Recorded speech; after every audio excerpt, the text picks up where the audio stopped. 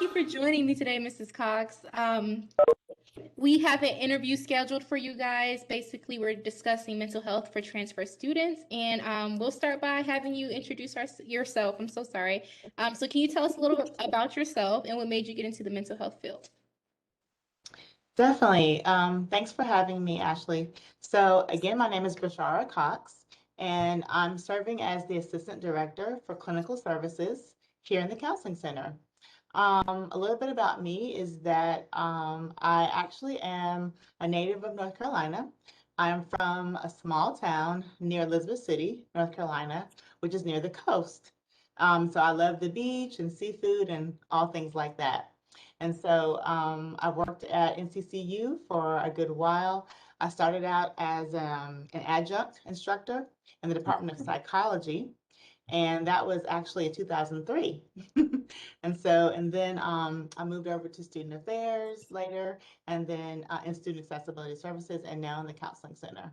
And so I always had an interest in psychology and counseling, and so I definitely wanted to get back to that kind of work. So.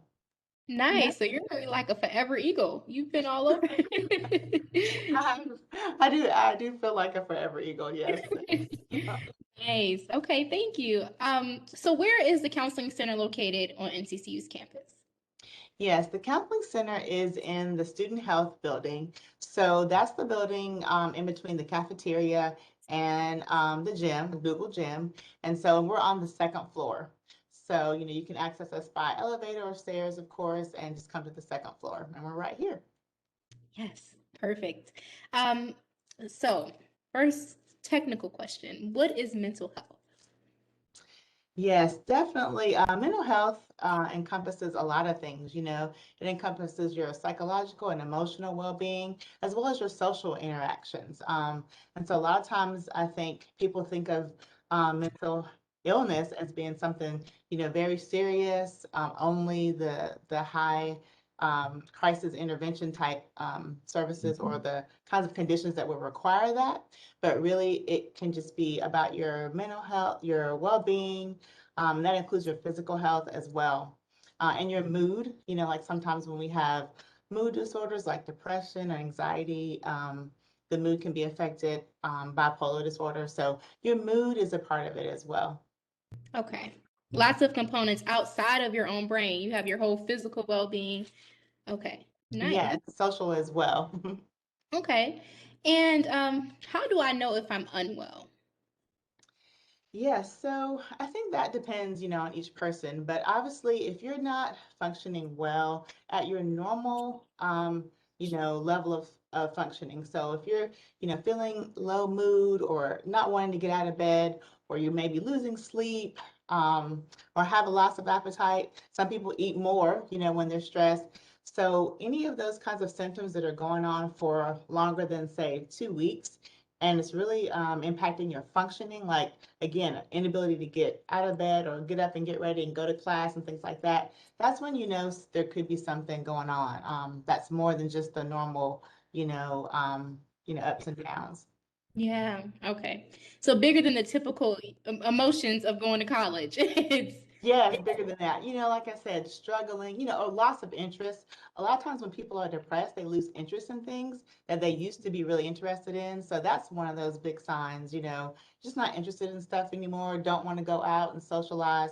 That's why I was saying mental wellness includes your social interactions as well. So you start to isolate because not because of, anything we've experienced with COVID, right? But you start to do that on your own because you just don't want to be around people, you don't want to go and do things. That's yeah. usually a sign. If it's going on for a while too. Okay. Thank you. So what kinds of concerns do students bring to the counseling center? Wow, students bring all kinds of concerns. They talk about academics, of course, right? Academic issues. They talk about relationship issues, with friends or significant others. They talk about adjustments, as young adults, right? You're new to college as a first year student or freshman, and you may be far away from home, may not be used to not having, or may not be used to not being with your family, that kind of thing. Also, we talk about, some of the mental health disorders, like depression, anxiety disorder, panic attacks, Mm, it's a things big like one. that. A lot of times students are presenting with those kinds of concerns as well. Okay. And is what a student says, is that kept confidential? Oh, definitely. We really want to keep a safe space or create a safe space for students, a safe, non-judgmental space, as well as a confidential space. And just there's only a couple of times when we would have to share some information, and that's if a student is, considering self-harm or suicide or a threat to others. So basically, outside of your being a threat to yourself or others, everything is kept confidential between you and your therapist. I love it. I love that it's a non-judgmental space. That's my favorite part of counseling. I can say Definitely. whatever. Yes, we want to keep that, in the forefront and make students comfortable, talking to someone. Yep, absolutely. And what can I expect from my first session? So in the first session, the way we work here at the center, you will fill out some paperwork online. Once you call in and make an appointment, you'll get a link to fill out some paperwork, some consent forms, things like that, as well as introduction to the center from the director. And there is also what we call a CCAPS assessment, and that's just an assessment to kind of get an idea of some things that may be going on with you as a student. And so you'll fill all those out before you come. And then in that first session, the therapist may go over that information as well as ask you some more questions, which is called an intake process. And so in the intake process, we're trying to get an idea of your psychological history, as well as just your a little bit about your medical or social history, even just learning about you. So all of it is, a lot of questions at the beginning Yeah. as as you and your therapist or a student and their therapist are getting to know each other. Yeah, I was gonna say it is a lot of questions that get all up in your business, but it's important. It's But yeah, we like important. to get the narrative so we can better support as best we can. So the more Absolutely. information we have, I think that helps. Okay. Wonderful. Beautiful. And how long will I be in counseling?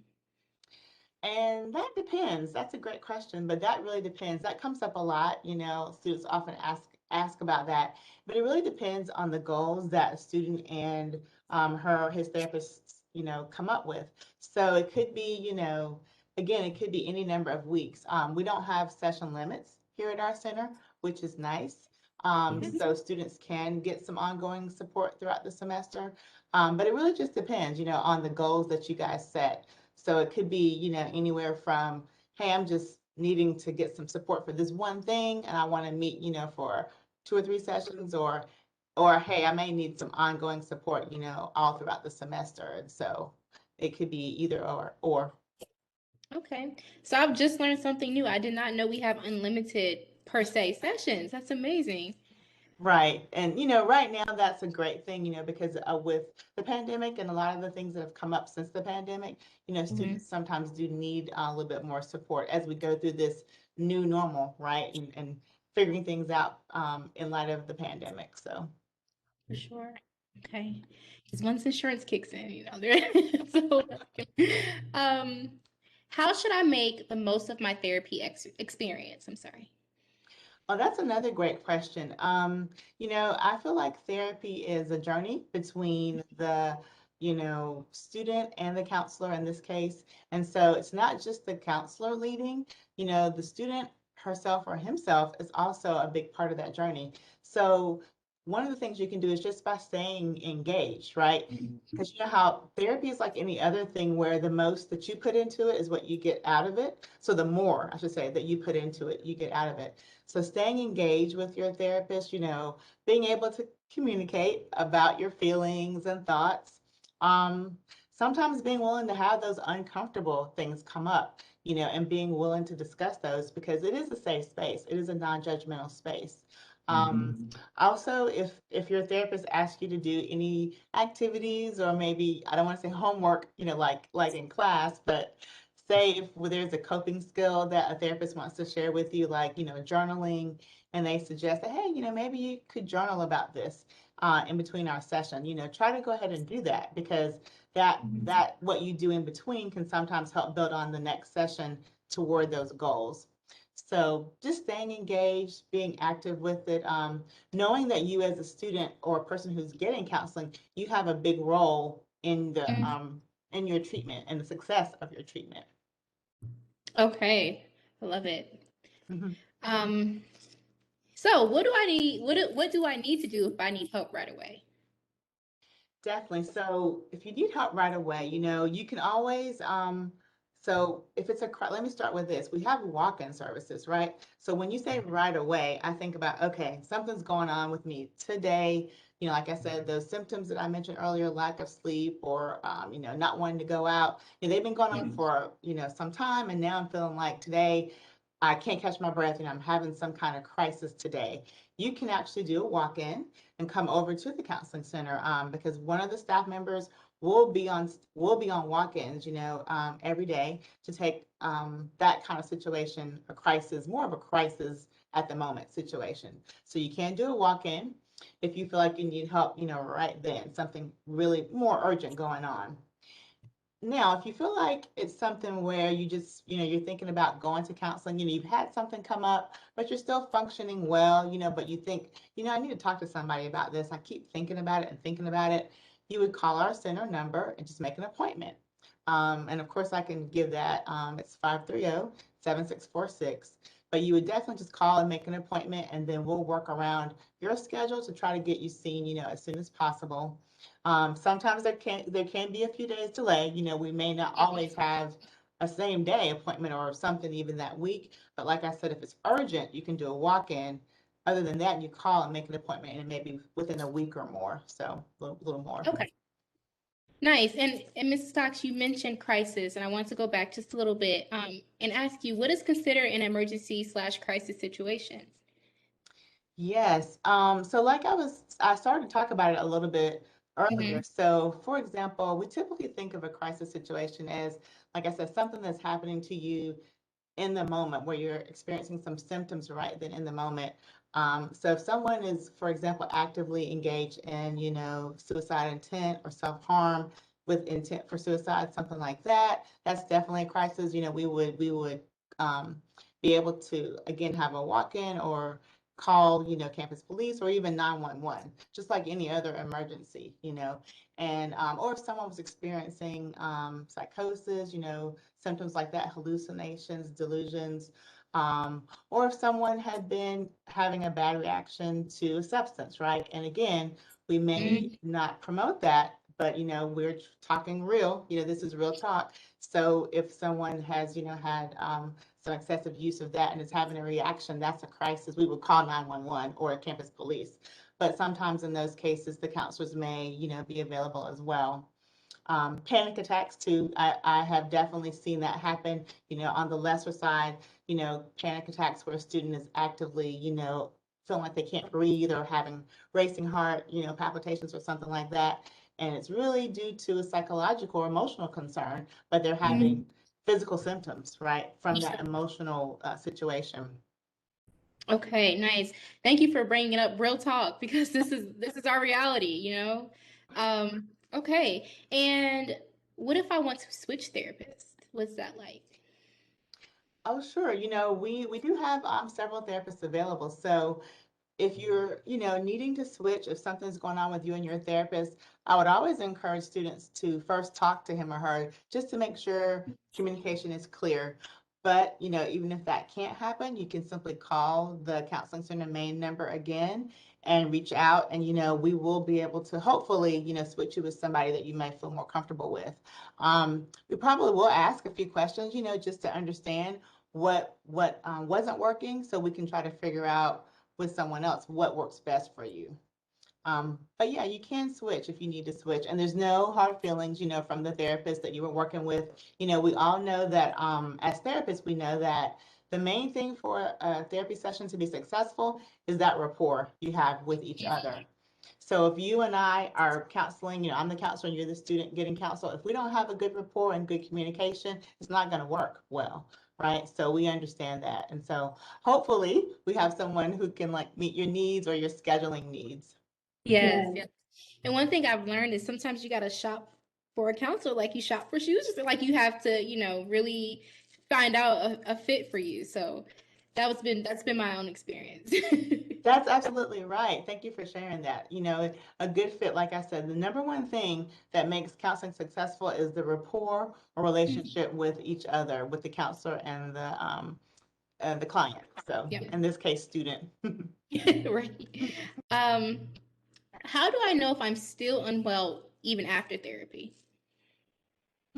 That's another good question. So I think if you begin to see someone and you know you still feel like your symptoms are still the same, you know, there hasn't been a change, and you've been seeing someone for a good while, you know, meaning you know you're 5 or more sessions in and you just feel like nothing's Mhm. changing. And again, that's just you know one perspective. It could be you know you may just need to get more work in together, but when you're feeling that way, it would just be a continuation of your present symptoms, or maybe they even have you know continued at a more frequent pace. You know, you're having the same amount of panic attacks or more panic attacks. What we would do in that case, we might refer you to a higher level of care. You know, whether that could be a referral for medication, for example, because we do have a nurse practitioner and psychiatric services that we consult with here on campus. So we might refer you for medication, or we may refer you to an off-campus provider, again, to provide maybe a specialist or like a trauma specialist, you know, someone who maybe has a certain kind of training to help you in a more intense way. So again, there's levels to therapy, just like, you know, anything else. And so if what we provide here is not meeting your need, you know, we have some referral sources that we can direct you to. Nice. Okay. So you really don't leave students out to dry, which is important. Yes, we That makes definitely sense. don't want to do that. We try to at least give, you know, if it can't be provided here, we try to point them in the direction, you know, of where it can be achieved or what they need can be sought. Okay. Perfect. And what should I do if I'm worried about a friend or a relative? Another great question.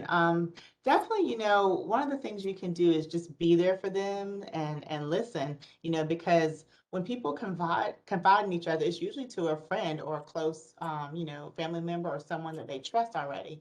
And so if you feel like someone is needing some support, then you know you can direct them to after listening, like I said, and being there for them as best you can. If you think they need that next step, then you definitely can refer them, you know, to like a counseling center like us if it's a student, or even encourage them to seek some outside support, you know, if it could be off campus.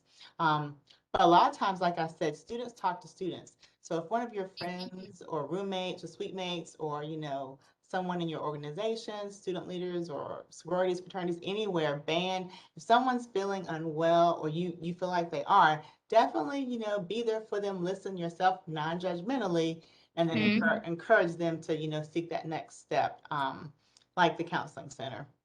Okay. Perfect. And is there a cost associated with using the NCCU counseling services? No, there is not, and that's a great added benefit to I being, love you know, free. yes, it's definitely added benefit to being, you know, enrolled as a student here at NCCU. You know, these services are free. They're included with all of the tuition and fees you're already paying, so there's no cost directly to the student.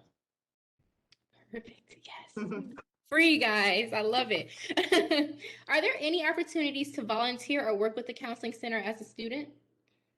Yes, there are. That's another good question. We have a program that we can encourage student volunteers if you're interested Mhm. in mental health and wellness. The program is called Reach Ambassadors, and I'm going to get that. It stands for Resilient Eagles Advancing Campus Health. And so, if you want to become a Reach Ambassador, you know, you will work with the center, volunteer with our programming and some of our big programs like Stomp Out Stigma, or Mhm. even volunteering, you know, in the office maybe, or working with like you guys working with the Hope CRC Center, you know. And so we will be having some interest meetings coming up as we do every semester to give more information about, you know, how to become a Reach Ambassador.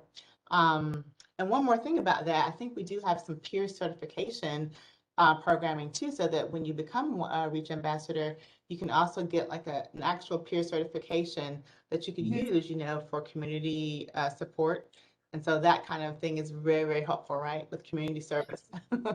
Yeah, I would highly recommend it for the community service and just to be surrounded by people who want to help the community. I would definitely say go for it if you're a first year or even a transfer. Um, Definitely. and any final remarks or any little nuggets of advice that you would like to give to our viewers, our first year and transfer students? So, well, I just want to say thank you for having me here today. I really appreciate the time to talk about mental health and mental wellness, especially. And so, I just want to encourage students to let you know that as a first year student or a transfer student, first of all, you're not alone. We are here for you. There's a lot of support here at NCCU, starting with the counseling center in this case. And if you are going through a struggle, please reach out because we are here, we're empathetic, we want to help and support, because we wouldn't be doing this otherwise. Yes, yes. It's been such a strange time. So please, come see us. We're here. Yes, we're here for you. So that's just my main goal. Come and check us out if you think you need us. So Okay. Well, thank you again, Mrs. Cox. We really appreciate your time and your wisdom and your knowledge, and hopefully we get some people in to see us. definitely. And thank you again for having me. Of course.